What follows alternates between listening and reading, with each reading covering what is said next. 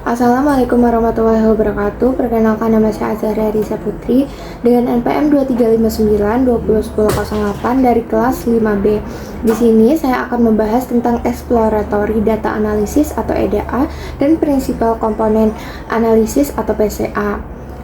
Kita akan lihat pola, tren, serta hubungan penting dalam data musiknya, serta hubungan bagaimana hasil ini bisa dimanfaatkan untuk machine learning maupun pengambilan keputusan bisnis. Yang pertama, kita import semua library yang akan dipakai. Yang pertama itu ada NumPy. NumPy ini operasi numerik atau matrix. Lalu ada Pandas. Pandas ini untuk baca dan olah datasetnya. Lalu ada Matplotlib dan Seaborn. Ini tuh untuk visualisasi grafik. Lalu ada sklearn, preprocessing. Ini tuh untuk encoding data kategorikal dan scaling data numeriknya. Lalu selanjutnya kita akan ngecek file datasetnya. Ini tuh ada atau tersedia nggak di foldernya. Lalu selanjutnya di sini ada import warning. Ini tuh untuk menyembunyikan warningnya yang muncul misal dari library-nya supaya outputnya itu lebih rapi. Tapi ini tuh nggak mempengaruhi analisisnya. Lalu di sini ada pd.read_csv, yaitu baca file CSV-nya. Fungsi df head ini tuh manggil 5 baris pertama dari datanya. Ya, dia tuh ada kolomnya ada track name, artist name, dan lain-lain. Terus di sini juga ada penjelasan dari 5 kolom pertamanya. Lalu di sini ada print dataset information df info. Print ini untuk menampilkan teks perintahnya. Teks perintahnya kan di sini dataset information. Lalu kalau df info ini tuh fungsi dari Pandas untuk menampilkan ringkasan struktur datasetnya. Misalnya jumlah kolom, nama setiap kolom, jumlah non-null value atau data yang kosong atau hilang. Lalu tipe data tiap kolomnya, terus memori yang digunakan oleh dataset nanti muncul di outputnya. Nah, di sini outputnya menunjukkan dataset yang kita punya itu ada 953 baris, atau bisa dibilang ada 953 lagu yang tercatat dengan indeks 0 sampai 952. Kemudian di sini tuh ada 24 kolom yang berisi informasi berbeda tentang lagu. Misalnya track name dan artist name itu berisi teks. Jadi tipe datanya objek. Sementara kolom seperti released years, BPM atau danceability itu berupa angka sehingga bertipe integer. Ada juga beberapa kolom yang seharusnya angka tapi masih terbaca sebagai objek. Contohnya itu stream dan indizer playlist. Ini biasanya karena pemirsa atau penikmat musiknya itu ribuan dengan jadi format penulisan yang dibikin Panda itu bisa aja salah. Di sini juga kita bisa lihat ada kolom yang datanya itu nggak lengkap. Contohnya in Shazam chart yang hanya punya 903 data. Artinya sekitar 50 baris di data itu kosong. Lalu ada kolom K. Nah, kolom K ini tuh juga nggak lengkap karena cuma ada 858 data. Yang lainnya lengkap. Terus di bagian bawahnya ini tuh penggunaan memorinya. Jadi df info ini untuk membantu kita memahami struktur datasetnya sama tipe datanya, terus ngecek apakah ada data kosong. Lalu di sini kita cek data yang hilang atau data yang kosong. Di kolom in Shazam chart kan tadi ada 50 data kosong. Di kolom K itu ada 95 data kosong. Nah, untuk memperbaiki kolom numerik yang berantakan, ini tuh kita bisa mengekstrak digitnya dengan cara mengisi nilai yang hilang. Kayak nilai yang hilang kan punyanya si K ya. Lalu menghapus duplikat dan merancang fitur baru. Nanti kita akan merancang fitur baru kayak release date, is collab, dan total playlist. Lalu nanti kita menskalakan fitur berbasis presentasi dari 0 sampai 1. Di sini kita bikin fungsi clean underscore numeric. Fungsi ini tuh tujuannya untuk membersihkan kolom yang masih kotor. Langkah-langkahnya yang pertama, di baris pertama ini kita ngubah semua isi kolom jadi string supaya dia lebih mudah untuk diproses. Terus baris keduanya itu kita ngapus tanda koma. Kita ngapus tanda koma karena biasanya angka lebih besar itu ditulis dengan koma. Lalu di sini ada baris ketiganya itu untuk ngambil hanya digit angkanya aja. Dan terakhir ini tuh untuk isi data yang kosong diganti pakai 0. Saya ganti pakai 0, lalu diubah ke tipe datanya itu integer. Jadi semua data numeriknya itu jadi lebih rapi dan bisa buat perhitungannya nanti. Lalu di sini kita terapin fungsi ke kolom stream, kolom user playlist, sama kolom Shazam chart. 3 kolom ini kan awalnya masih berupa teks, jadi kita perlu bersihkan dulu. Nah, selanjutnya ini kita tangani nilai yang kosong. Nah, nilai yang kosong ini ada di kolom key, ada beberapa missing value-nya kan tadi. Jadi kita isi dengan label unknown. Tuh, key itu diganti pakai unknown.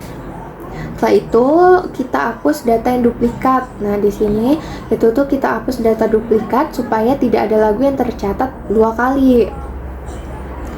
Nah, yang pertama kita combine years, month, date into a single release date columns. Jadi saya buat kolom baru untuk release date dengan cara menggabungkan tahun, bulan, dan hari menjadi satu format di tanggal yang lebih lengkap.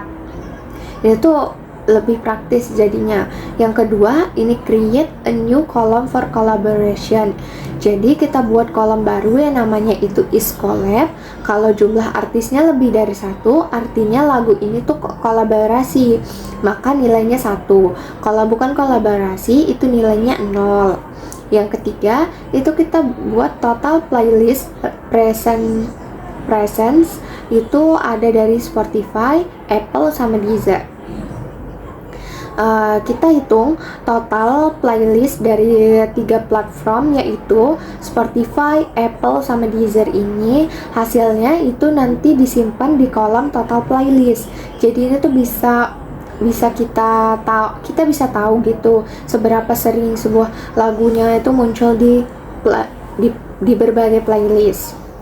Yang keempat, di sini kita normalisasi presentasinya. Misalnya presentasi danceability itu 0 sampai 100. Nah, kita buat jadi 0 sampai 1 aja biar lebih seragam.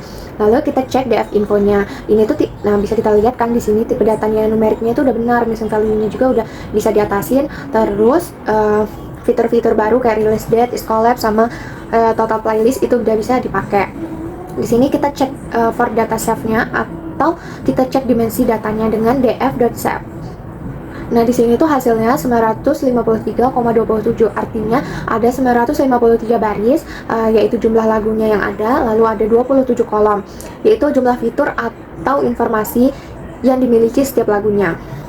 Jumlah kolomnya kan bertambah daripada sebelumnya karena kita kan nambahin fitur baru, ada 3. Lalu di sini kita menggunakan fungsi df.describe untuk menampilkan static deskriptif dari semua kolom numerik di dataset. Nanti outputnya itu isinya ada count, main, terus ada standar divisiasi atau STD, lalu ada min sama maksimal. Di sini tuh nilai terkecil dan terbesar di kolomnya. Lalu ada 25%, 500%, sama 75%. Ini tuh kuartil. 50% berarti median nilai tengahnya dari distribusi data. Dengan adanya tabel ini kita bisa dapat gambaran awalnya. Misalnya sebagian besar lagu itu punya BPM sekitar 100-an atau berapa persen rata-rata danceability di dataset. Ini kan kelihatan di sini. Nah, di sini kita cek data duplikat. Ada nggak data duplikatnya? Kalau ada, itu bakal dihilangin atau kita perbaiki. Tapi di sini nggak ada, data duplikatnya udah diperbaiki.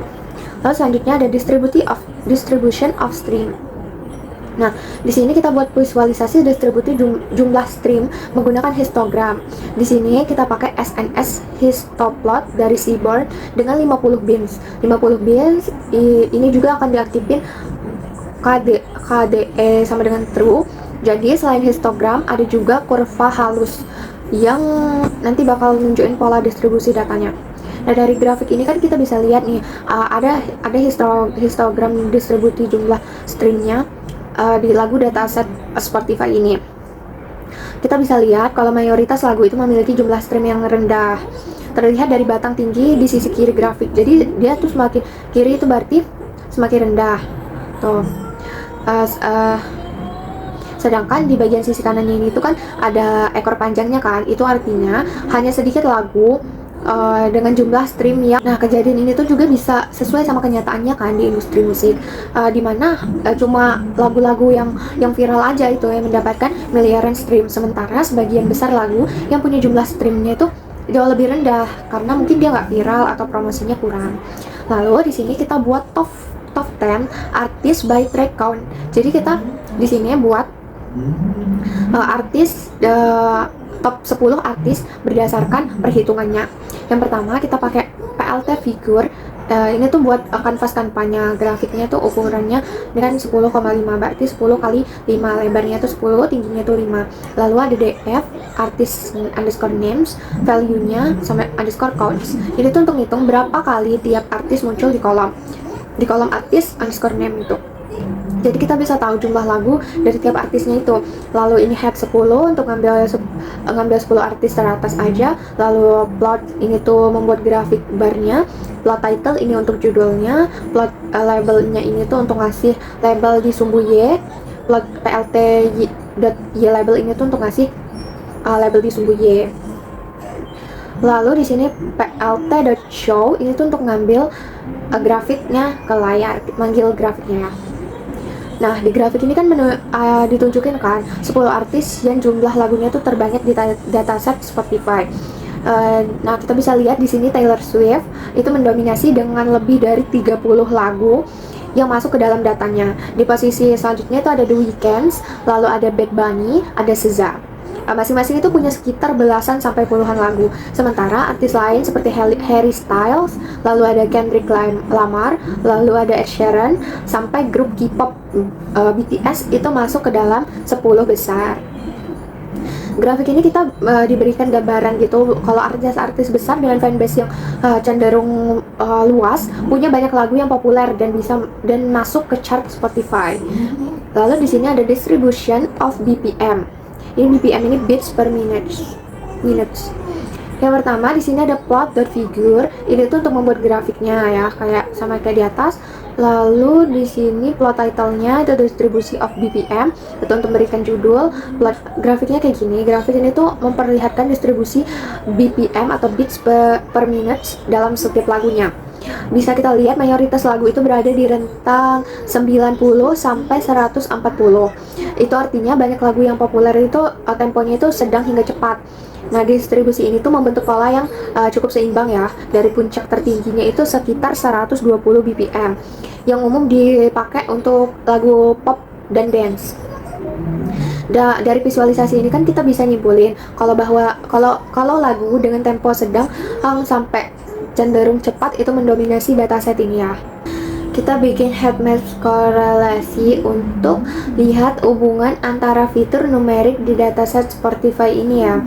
Kotak warna biru itu menunjukkan korelasi negatif, untuk kotak warna merah itu menunjukkan korelasi positif.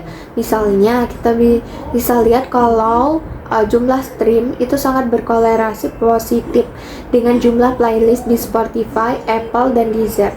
Artinya semakin banyak sebuah lagu masuk ke dalam playlist, biasanya jumlah streamingnya itu juga semakin tinggi.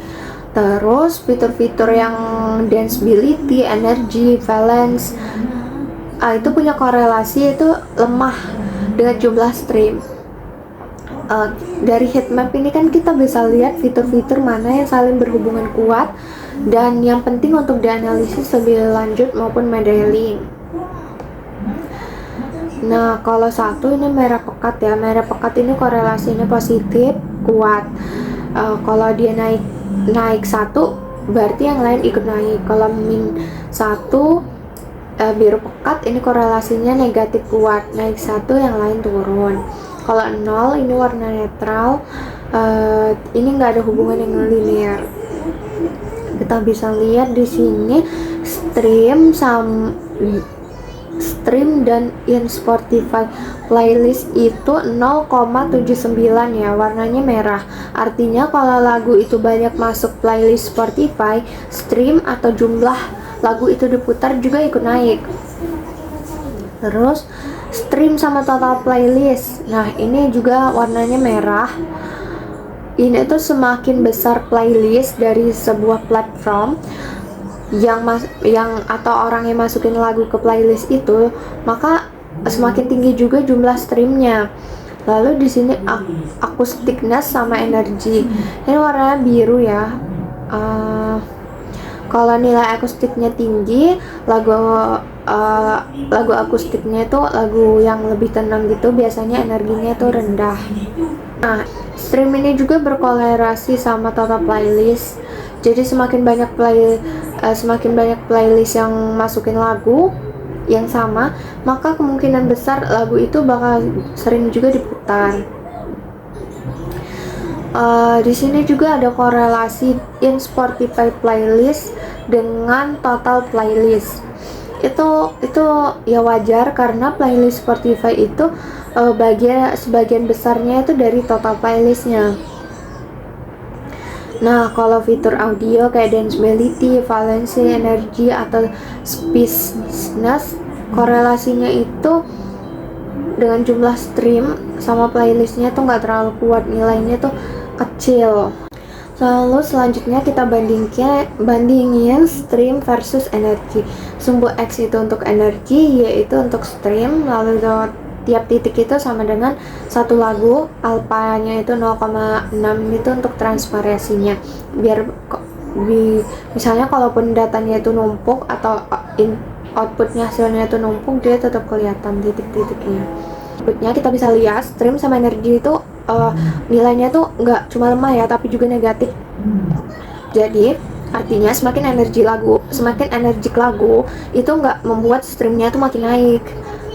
Jadi kesimpulannya itu tetap sama, energi lagu itu nggak berpengaruh signifikan terhadap popularitas atau stream. Lalu ada stream versus danceability. Di sini pakai scatter plot ya. Ada dua fitur audio, yang X itu untuk danceability, Y itu untuk stream atau jumlah popularitas lagu. Setiap titik itu mempresentasikan satu lagu.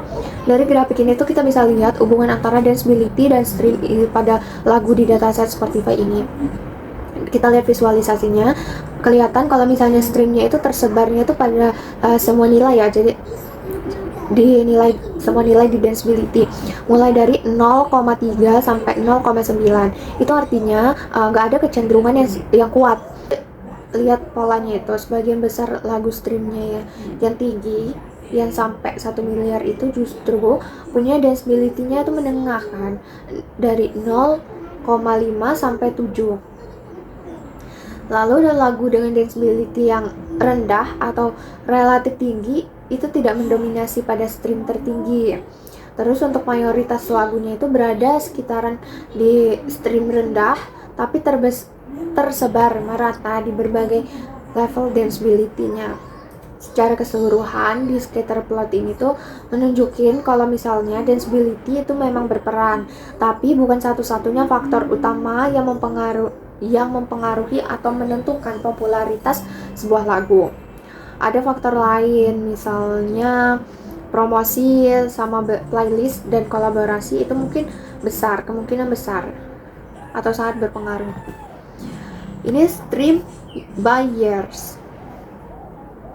X itu untuk tahun rilisnya, Y itu untuk streamnya. Nah, di sini lagu jadul kayak sekitar 1930 sampai 1970 itu rata-rata streamnya rendah. Banyak yang di bawah 0,5 juga. Tapi beberapa outlinernya itu kan tinggi. Misalnya lagu legendaris yang sampai sekarang tuh masih sering diputar. Walaupun nggak sesering itu. Lalu ada 1980 sampai 20-an.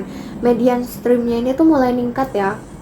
Makin banyak lagu populer yang di era itu yang masih sering diputar.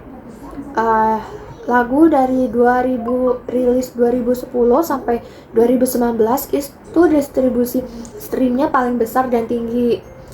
Karena banyak lagu yang tembus sampai ratusan juta sampai miliaran stream.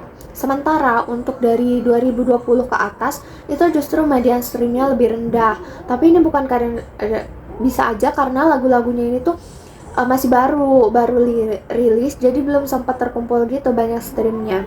Tapi ada beberapa outliner yang tinggi, outliner yang langsung viral. Misalnya kayak lagu hits di TikTok atau chart global.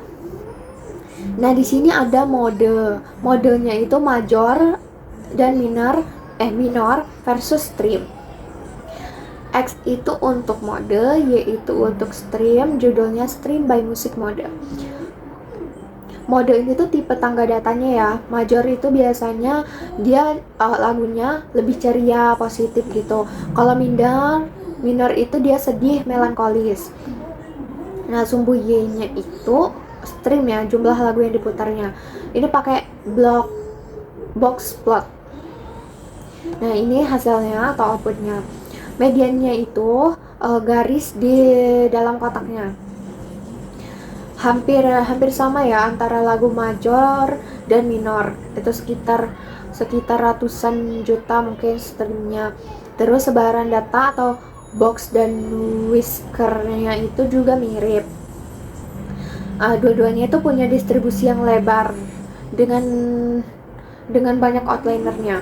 Outlinernya itu baik major maupun minor itu sama-sama punya lagu yang super hits dengan lebih dari 3 miliaran. Jadi kesimpulannya itu dari output ini tuh popularitas lagu itu nggak dipengaruhi sama mode musiknya major ataupun minor. Mau lagunya ceria atau lagunya itu sedih, itu bisa sama-sama jadi lagu yang populer. Faktor lainnya itu bisa aja karena playlistnya atau promosi pembuat lagunya atau bisa juga dia viral di media sosial kayak jadi sound TikTok ataupun yang lainnya. Jadi dia tuh yang kayak gitu-gitu viral di TikTok, viral di playlist atau sering masuk playlist, promosinya bagus, itu lebih berpengaruh daripada mode musiknya.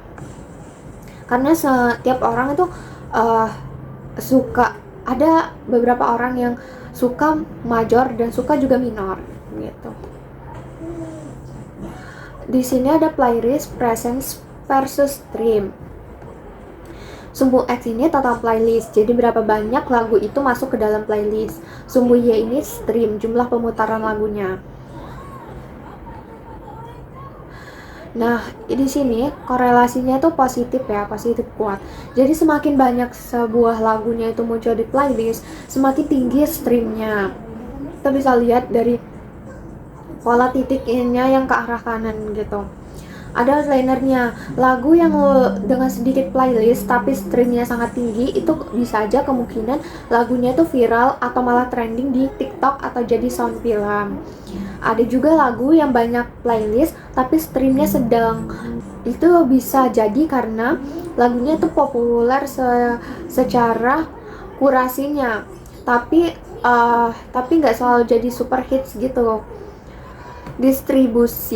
Distribusinya itu banyaknya itu lagu yang di bawah 10.000 playlist ya,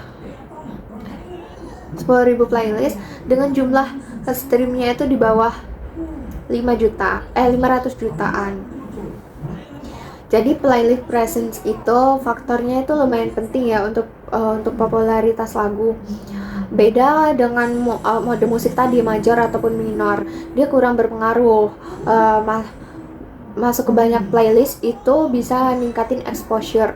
Jadi makin banyak orang dengar, lebih baik, makin banyak juga streamnya. Lalu ada top 10 most streamed track.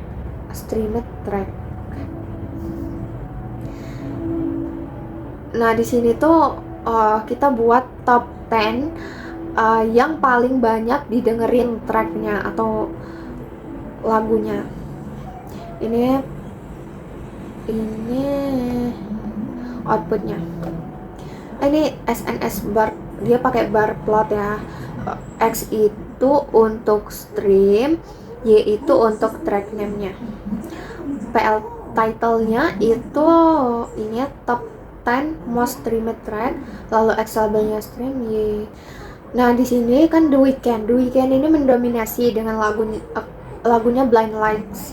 Jadi lagu yang paling banyak diputar, kayak sekitar 3,7 miliar stream. Lalu ada Starboy ini masuk ke top 10. Berarti The Weeknd ini konsisten ngasilin lagu hits yang besar. Ya, karena Starboy ini juga banyak dipakai kan di song TikTok. Itu kadang-kadang ada banyak yang pakai lagu Starboy ini. Lalu di sini ada Ed Sheeran. Ed Sheeran ini tampil kuatnya itu dengan lagu Shape of You. Dan itu di bawahnya Blind Slide ya, dengan 3,56 miliar stream. Lagu ini emang sempat jadi lagu yang paling banyak diputar di Spotify sebelum digeser sama The Weeknd. Lalu ada variasi genre dan artis, ada pop, Someone You Love, lalu ada Dance Monkey, ada rap atau hip hop itu dari One Dance sama Sunflowers, lalu ada EDM atau pop itu dari Closer, judulnya Closer maksudnya, rock pop itu Believer. Ini tuh nunjukin bahwa top track itu nggak terikat dari satu genre musik aja.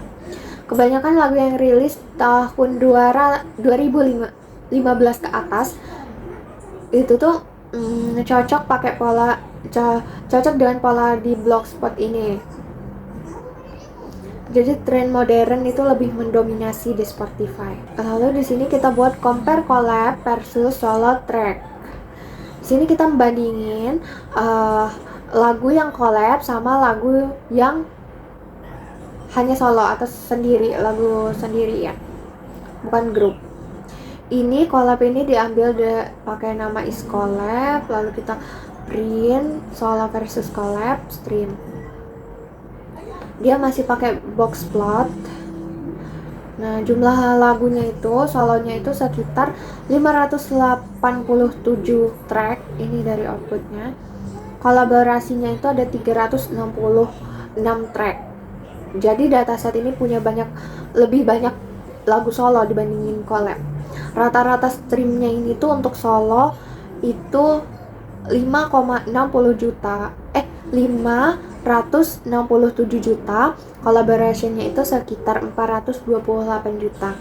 Jadi lagu solo itu rata-ratanya itu lebih tinggi, tapi perbedaannya itu gak terlalu ekstrim. Di maksimum streamnya itu solo ada 3,73 miliaran dan collab itu 2,88 miliar. Sekitar itulah track collabnya itu punya potensi yang meledak besar. Kayak misalnya One Dance, Sunflower atau lagu Stay. Skala log ini tuh dipakai biar distribusinya tuh lebih jelas karena ada gap besar antar lagunya. Terus kedua kategorinya itu punya banyak outliner lah, bisa aja outlinernya tuh lagu yang super hits. Terus median streamnya tuh solo versus collab itu mirip, tapi collab itu punya ekornya lebih panjang, jadi bisa aja beberapa collab itu mungkin lebih meledak. Antara kolaborasi itu mereka berdua tuh masing-masing punya banyak fans misalnya, atau emang udah terkenal dari lama. Terus di sini kita kan nentuin audio yang dipakai ya, itu ada danceability, balance, energy, akustik dan lain-lain. Ini tuh fitur audionya yang dipilih untuk clusteringnya atau pemisahnya. Jadi semua fitur numerik dengan nilai persentase persen, contohnya danceability, energi, akustik dan lain-lain. Di sini kita copy subsetnya dari fitur data frame. Dari dataset utamanya ini tuh df, dia ngambil kolom yang ada di future, disimpan di variabel x. Standar scalar ini tuh untuk menstandarkan data supaya fiturnya itu punya rata-rata 0 dan standar divisiasinya itu 1. Lalu ada clustering dengan K-means. K-means-nya ini tuh untuk algoritma clustering, untuk membagi data jadi kelompok yang cluster. Clusternya ini dibagi menjadi 4. Fit predict ini tuh untuk ngelakuin training K-means-nya di data yang udah di scaling. Hasilnya itu disimpan di df cluster. Kita lihat distribusi klasternya. Ini tuh kita ngitung jumlah lagu di setiap klasternya. Lalu kita visualisasi klaster.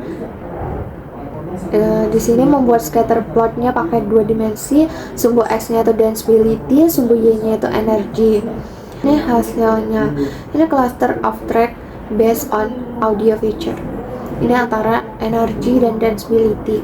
Hasilnya itu kita bisa lihat dari kita tuh dapat 4 cluster ya. Iya 4. Cluster 1 itu punya yang paling banyak, cluster 1 yaitu sekitar 545 lagu.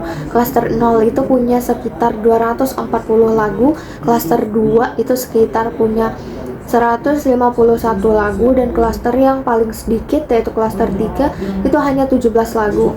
Di visualisasi ini di grafiknya kan menunjukin ya distribusi klaster berdasarkan 2 fiturnya ini, densibility dan energy.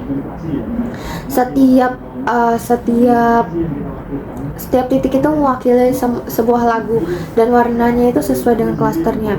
Misalnya klaster hijau ini kan cenderung punya energi yang lebih rendah. Klaster oranye ini mendominasi dan tersebar di bagian tengah sampai ke atas. Artinya lagu-lagunya ini punya densibility dan energi yang cukup tinggi.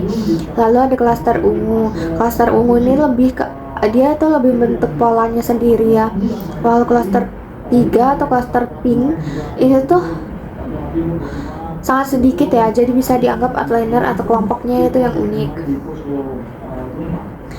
Jadi sebagian besar lagu yang punya karakteristik danceable dan energik, sementara hanya sedikit lagu yang masuk klaster unik.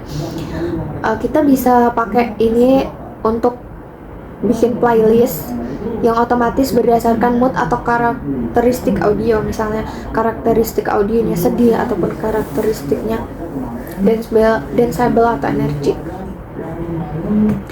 Ini top 5 years by total stream. Ini kodenya masih sama kayak sebelum-sebelumnya. Ini ada top 5 years with maximum total stream. Di sini yang X itu release years, lalu yang Y itu stream. Kita bisa lihat ya grafik ini dari tahun 1930-an sampai sekitar tahun 2000-an itu jumlah streamnya relatif rendah dan stabil. Lagu-lagu lama itu memang ada sih beberapa yang populer dan masih sering kita dengar, tapi nggak terlalu mendominasi di area yang streaming yang modern ini. Untuk tahun 2000-an itu mulai kelihatan dia naik secara perlahan. Ini bisa kita kaitin sama perkembangan internet dan platform musik digital yang semakin banyak dipakai orang. Nah, lonjakan yang paling besar itu terjadi pada tahun 2017. Puncaknya itu ada di tahun 2022. Dengan total streamnya itu lebih dari ratusan atau belasan miliar, disusul sama tahun 2001, 2019, sama 2020 dan 2017 sebagai 5 tahun yang streamnya paling banyak. Jadi di era streaming ini benar-benar buat lagu-lagu baru itu mendominasi pendengarnya untuk global ya. Jadi meskipun musik-musik lama itu masih punya banyak penggemar, tren dunia semakin tren di dunia ini itu semakin menunjukin kalau misalnya lagu-lagu terbaru yang paling banyak didengarkan, karena dikit orang itu yang dengerin lagu lama.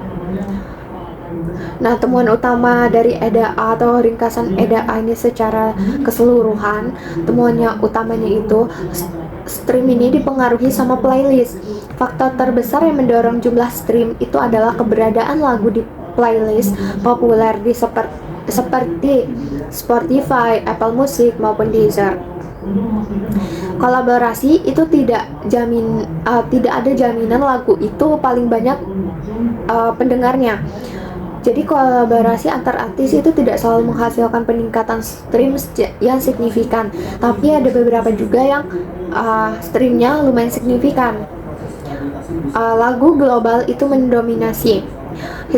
Lagu hit seperti Blind Slide yang kayak tadi dan Shape of You itu bisa nyampe miliaran stream. Itu nunjukin kalau dominasi The Weeknd dan Ed Sheeran di daftar 10 besar tadi. Lalu untuk lagu solo itu lebih unggul. Lagu solo itu jumlahnya lebih banyak dan rata-ratanya itu raih stream yang lebih tinggi daripada lagu kolaborasi.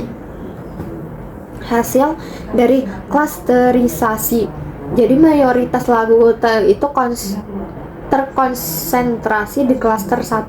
Sementara klaster 3 itu hanya berisi lagu unik sebagai niche. Terus tahun-tahun terbaru itu mendominasi 5 tahun dengan total stream terbesar berada di akhir 2010-an hingga 2020-an. Tahun 2022 itu memimpin dengan lebih dari 116 miliar stream. Ini tuh menegaskan kalau misalnya tren pertumbuhan itu pesat di era streaming saat ini. Di sini kita memprediksi model untuk aliran atau track lagu di Spotify-nya. Kita pertama import library dulu. Di sini ada train_test_split. Ini tuh untuk bagi dua data. Jadi train itu untuk latih dan test itu untuk uji. Lalu ada import linear regression. Ini tuh untuk model regresi linear sederhana. Lalu ada random forest regressor. Ini tuh model assemble-nya tuh berbasis banyak decision tree, pohon keputusan. Lalu ada standard scalar. Ini tuh untuk normalisasi datanya biar tiap fitur itu punya skalanya itu yang sama. Dulu ada mean squared error, R2 underscore score. Ini tuh untuk metrik evaluasi model. Selanjutnya kita pilih fitur dan target. Fitur ini tuh daftar kolom yang dipakai untuk memprediksi. Fiturnya ini tuh ada BPM, danceability dan lain-lainnya yang bagian ini. Instrumen. Pokoknya semua ini fiturnya. Lalu target ini kolom yang mau kita prediksi, yaitu jumlah streamnya. Lalu kita split data, train dan test. DF feature-nya ini tuh untuk ngambil data input X-nya, lalu DF target ini tuh untuk ambil data target Y-nya. Test underscore size sama dengan 0,2, berarti 20% datanya itu untuk testing dan 80% nya itu untuk training. Lalu ada scaling data untuk linear regression. Standard scalar ini tuh untuk menghitung rata-rata dan standar deviasi di fiturnya. Lalu ngubah datanya tuh jadi skala standar. Misalnya mean itu sama dengan 0, standar deviasi itu sama dengan 1. Fit transform ini untuk hitung plus dan ubah data trainingnya. Transform ini tuh untuk ubah data tes pakai skala yang sama. Linear regression ini, LR ini tuh sama dengan linear regression. Ini inisialisasi untuk regresi linear. Fit ini untuk ngelatih modelnya tuh pakai data training. Predict ini tuh untuk prediksi jumlah streamnya di data test.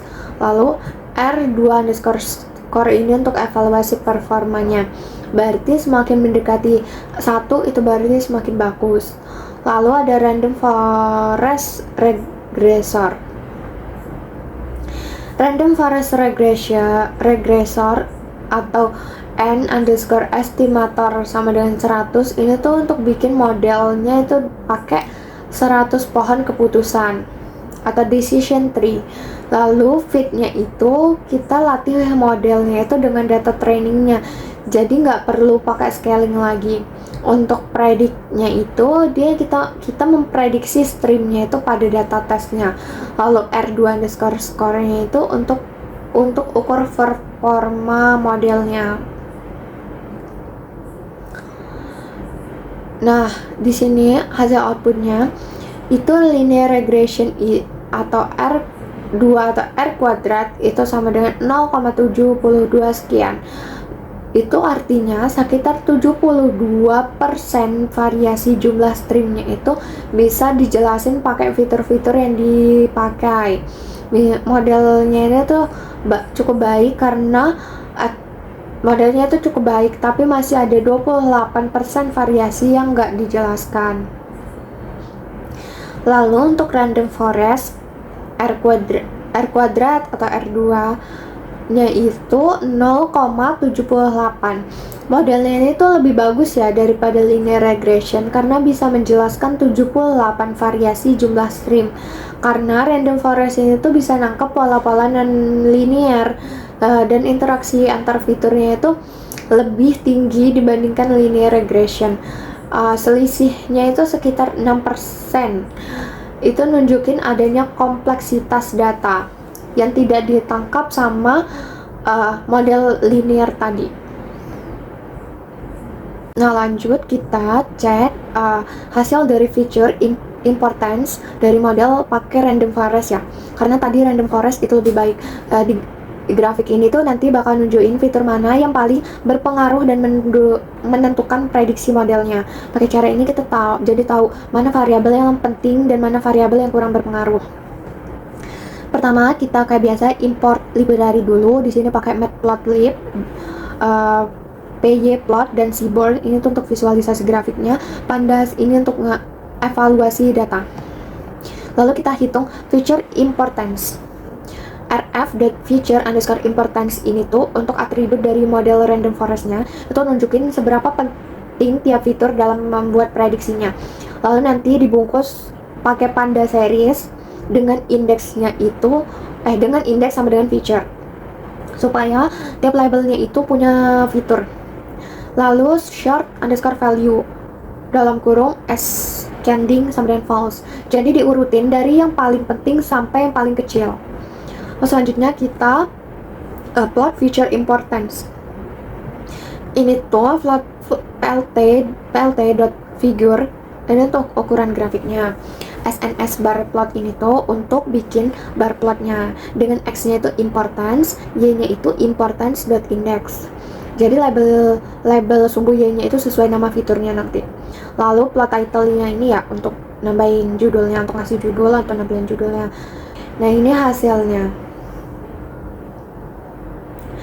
Di hasilnya ini terlihat kalau misalnya keberadaan lagu di playlist itu faktor yang paling dominan. Yang paling tinggi itu jumlah playlist di Deezer, diikuti dengan total jumlah playlist, kemudian di Apple Music dan Spotify playlist. Itu artinya makin sering lagu itu ada di playlist atau masuk ke berbagai playlist, jadi makin besar juga kemungkinan lagu itu mendapatkan banyak stream atau banyak yang dengerin. Sementara untuk fitur audio seperti valence, danceability, BPM, energy, dan lain-lainnya itu jauh lebih kecil pengaruhnya dibandingin playlist. Bahkan indikatornya itu kayak kolaborasi antar artis, instrumental, maupun business itu hampir nggak berpengaruh signifikan terhadap jumlah streamnya. Kesimpulannya itu, strategi distribusi lagu ke dalam playlist itu jauh lebih penting daripada karakteristik audio dan kolaborasi artis. Jadi ketika tujuannya itu untuk memaksimalkan jumlah stream. Jadi intinya EDA itu memberikan gambaran pola dan hubungan penting antar fitur. Sementara VCA itu untuk membantu menyederhanakan data sehingga lebih mudah dianalisis dan dipakai untuk modeling. Lalu untuk manfaat EDA itu membantu menemukan fitur yang relevan. Misalnya dari heat map itu kan terlihat kalau misalnya stream itu sangat dipengaruhi oleh in Spotify playlist. Jadi kalau bikin model prediksi popularitas lagu, fitur ini harus diprioritaskan. Manfaat untuk pengambilan keputusan. Untuk strategi promosi kan kita bisa lihat ya dari EDA. Lihat kalau misalnya lagu yang sering masuk playlist itu cenderung punya streamnya itu lebih tinggi. Artinya promosi lewat playlist atau penempatan pada playlist Spotify, Apple Music, Deezer itu lebih efektif daripada iklan biasa. Untuk segmentasi lagu atau target pasarnya itu kan bisa dari PCA, itu lagunya bisa dikelompokkan jadi klaster. Misalnya lagu dance energik versus lagu akustik mellow. Terus untuk rekomendasi musiknya, PCA itu bisa bantu bikin sistem rekomendasi. Misalnya Spotify itu akan nyaranin lagu dengan karakter yang mirip berdasarkan komponen utama, energy, danceability, atau acousticness. Untuk perencanaan rilis, nah dari variabel waktu kita kan bisa lihat tren kapan rilis lagu yang lebih banyak didengar. Ini tuh bisa jadi bahan strategis kapan waktu terbaik merilis single atau album.